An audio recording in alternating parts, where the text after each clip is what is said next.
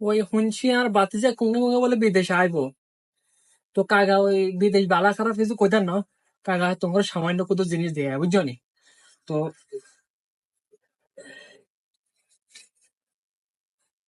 দেখছো নি, দেখছো নি এই যে এই যে কি দেখছো নি, এই যে ফসকা ফসকা, আর এটা হচ্ছে বিদেশ, কথা বুঝছো নি।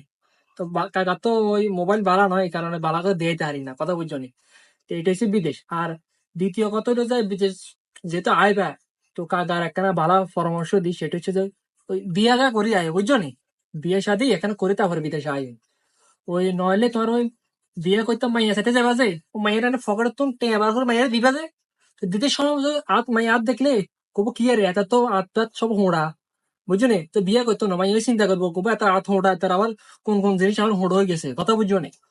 এটা লাগা দিয়ে বিয়ে করে তারপরে বিদেশে আয়ো, এর আগে বিদেশ টিদেশে আয় না, কথা বুঝছো নি। ঠিক আছে কেন?